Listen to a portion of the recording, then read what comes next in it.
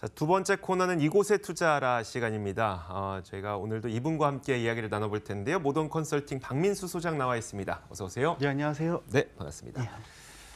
자, 오늘 방송 보내드리는 것을 보면서 궁금한 점 있으신 분들께서는 지금부터는 이쪽으로 연락을 주셔야 됩니다. 022077-6392번, 022077-6392번 열어놓고 있을 테니까요. 지금부터 방송에 대한 궁금증 있으신 분들은 이쪽으로 전화를 주시길 바라겠습니다. 자, 과연 오늘 어떤 내용이 준비되어 있을까요? 부동산 정보 한번 화면으로 확인해 보겠습니다. 자, 이번에 보내드릴 부동산 정보는요. 서울시 용산구 용문동에 위치한 다세대 주택입니다. 6호선과 경의중앙선이 지나고 있는 효창공원 앞 역에서 걸어서 6분 거리에 위치해 있고요. 지난 2013년 8월에 준공이 완료된 건물입니다. 6층 건물 가운데 2층을 차지하고 있고 매매 금액은 1억 8천만 원, 전세 보증금 1억 2천만 원을 감안했을 때 실제 투자 금액은 약 6천만 원 정도 예상이 됩니다. 자, 오늘 저희가 전해드릴 부동산 정보는 용산구 용문동에 위치한 다세대 주택인데 한 문장으로 한번 그 핵심을 키워보자면 어떤 게 있을까요? 가장 큰 핵심은 용산역세권에서도 도보로 갈 수 있고, 그러니까 네. 용산역세권의 수위도 그대로 볼 수 있고 한강라인과도 가깝죠. 그래서 아무래도 입지적인 구성이 좀 탄탄하다라고 볼 수가 있겠습니다. 네, 알겠습니다. 입지를 가장 크게 강조를 해주셨는데, 자, 키워드는 어떤 것들이 준비되어 있을까요? 저희가 하나하나 나눠서 설명을 해드리도록 하겠습니다. 첫 번째 키워드 바로 공개해 주세요. 탄탄한 입지. 강조해 주신 만큼 입지가 가장 먼저 나오네요. 그렇습니다. 용산구가 자치구가 꽤나 크죠. 네. 그래서 용산구는 뭐 후암동도 있고 청파동, 뭐 효창동, 뭐 한강로, 원효로 이렇게 여러 가지가 있는데요. 네. 이 입지 구성이 좀 탄탄하다는 이유는 아무래도 효창공원 역세권하고 용산 역세권을 양방향으로 도보 6분 정도 이용할 수가 있는데요. 네. 효창 역세권 중심으로 좌측은 이제 공덕. 네. 이라는 업무타운이 좀 탄탄하게 마포 역세권과 함께 구성이 잡혀 있기 때문에 네. 이 일대에 근무하시는 분들은 효창공원역까지 아무래도 용산이 마포보다 임대료는 쌉니다. 그렇죠. 네, 아무래도 그래서 이쪽으로 세입자가 많이 몰리는 형상을 볼 수가 있고요.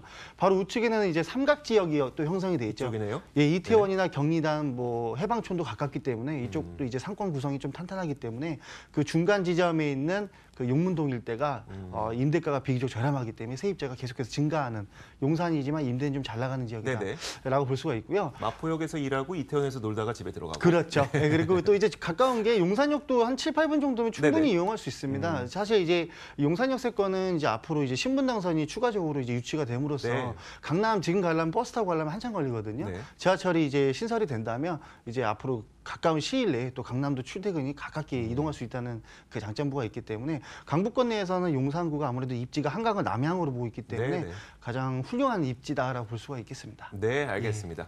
자, 이렇게 저희가 첫 번째 키워드 입지를 한번 전해드렸었고요. 두 번째 키워드는 과연 무엇일까요? 바로 공개해 보도록 하겠습니다. 용산 역세권 개발의 수혜. 그러니까 개발 호재에 대한 이야기일 텐데 이 지역이 일단 지금도 뭐 여러 가지가 개발이 되고 있고 앞으로도 예정된 거 많다면서요? 그렇죠. 전자상가. 네. 특히 예전에 뭐 이제 태블릿 PC라든지 게임 CD 살려면 무조건 용산 들렸었죠. 과거에는. 네, 그렇죠. 저도 지금 1년에 한 번씩 이용하고 있는데. 지금도요? 예. 네. 가끔씩 이제 게임 CD를 사기 위해서 가는데 네네. 이 전자상권이 많이 죽어서 이 지역 일대는 이제 지구 단위 계획으로 또 개발이 잡혀 있고요. 용산 역세권 터미널 부지 이전하고서 지금 현재 엠버서더 호텔에 들어갔죠. 네. 국내에서 가장 큰 규모로 지금 현재 입주가 되었고요. 용산역은 이제 삼성물산에서 HDC 신라면세점 네. 사업도 들어가면서 신분당선도 연장이 되고 이 가장 큰 거는요. 사실 국제업무지구입니다. 장기적으로 개발이 못된 상황에서 계속 묶여 있었는데 네네. 이 상황 속에서도 공시지가나 아무래도 지가는 계속 올라갔죠. 네. 이제 앞으로 이제 민자 개발을 통해서 또 기부 체납도 발생하고 여기서 파생되는 개발 사업이 굉장히 많은데요. 지금 경부선이죠. 네. 용산역과 서울역 들어가는 그 지상 지하철 구간이 네네. 다 지하로 매립이 되는 게 확정이 됐죠. 근데 이걸 이제 기부 체납 가지고 할 것이냐, 네네. 정부 자금 가지고 할 것이냐, 네. 뭐 앞으로도 넘어야 될 산이 많지만 장기적인 부분에서 이런 호재도 있고 네. 또 이제 국제 업무지구가 개발이 되면 서부 이촌동도 당연히 개발이 되겠죠. 동부 이촌동이 지금 현재 아파트 값이 용산일 땐 제일 비싸죠. 네. 앞으로는 그 핵심이 국제 업무지구 개발 사업과 함께 맞춰서 서부 이촌동이나 원효로 1, 2, 3, 4가 용문동, 청파동까지 또 파급 효과가 굉장히 다양하기 때문에요. 이 부분 볼 수가 있고 용산역세권 과거에 한번 가보신 적 있으세요? 용산은 최근에도 많이 갔었고 과거에도 많이 갔었는데 네. 저도 그 상가 쪽을 굉장히 많이 갔었어요. 그렇죠. PC 조립하려면 무조건 용산 네, 가죠. 그럼요. 그 당시에는 사실 이 용산역 전면부도 사창가가 있었습니다. 근데 지금 그게 다 철거가 되고 1구역과 2구역 같은 경우는 대우와 삼성에서 네네. 주상복합 굉장히 높게 들어갔고 바로 앞에는 4구역에서 참사가 있던 지역이죠. 네네. 효성에서 지금 현재 또 50층 이상으로 4동 들어가고 용산 역세권을 중심으로 한 이 초고층이 왜 허가가 나오냐면 여의도와 함께 맞물려서 용산은 그 고도 제한이 없습니다. 그래서 네. 앞으로도 계속 내다보고 뉴욕처럼 개발이 될 지역이고 그 민족공원, 미군 베이스도 지금 평택이나 오산으로 다 이주가 네네. 되고 있잖아요. 그렇죠. 그래서 이 공원이 된다면 미국의 센트럴파크를 한번 연상해 볼 수 있는 서울에서 가장 노른자 땅이 된다라고 볼 수가 있겠습니다. 용산이 참 예전에 많은 분들의 마음을 아프게 했던 지역이라 좀 개발이 잘 됐으면 좋겠다는 바람도 있어요. 자, 이렇게 저희가 두 번째 키워드까지 살펴봤으니까 세 번째 키워드 열어보겠습니다. 바로 이겁니다. 장기적인 용산 플랜. 그냥 같은 얘기 하실 거예요? 같은 얘기일 수도 있는데요. 네네. 지금까지는 용산역에 대해서 말씀을 드렸다면 앞으로 네. 서울역세권까지 연계해서 말씀을 드리려고 네네. 하는데요. 그 용산구가 작년이나 재작년에 비해서 지가가 좀 많이 올랐어요. 네, 아무래도 그렇죠. 같이 이제 하시다 보니까 네. 같은 평형대인데 가격이 지금 1억 이상 올랐죠.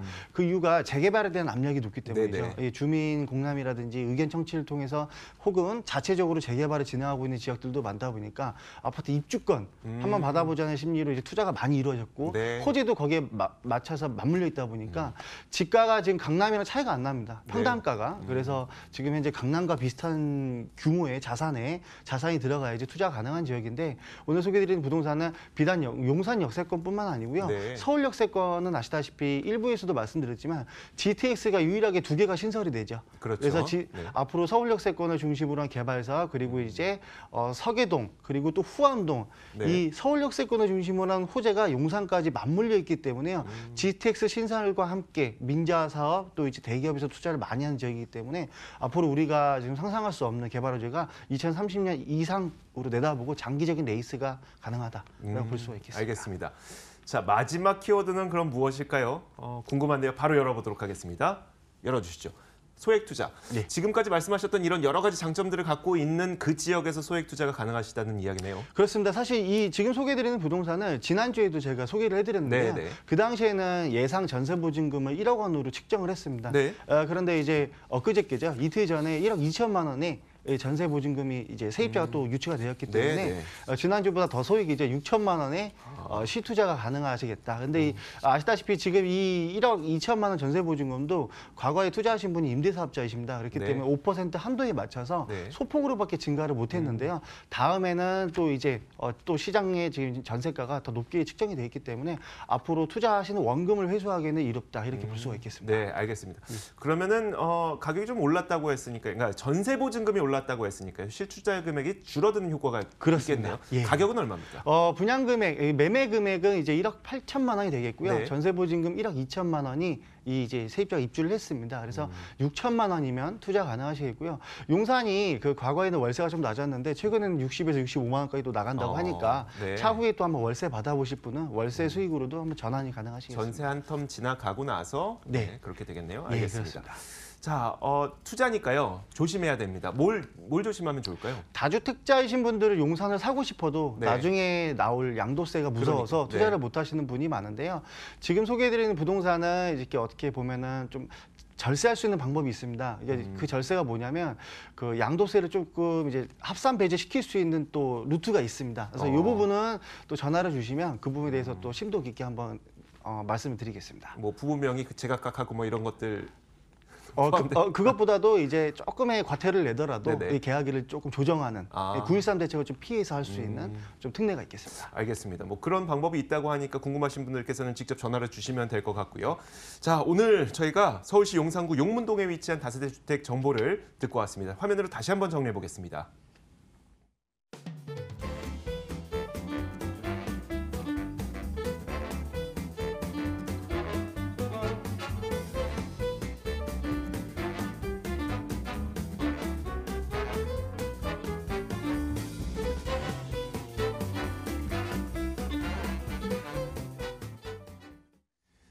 자, 오늘 이곳에 투자하라 시간은요. 모던 컨설팅 박민수 소장과 함께 이야기 나눠봤습니다. 오늘 말씀 고맙습니다. 감사합니다.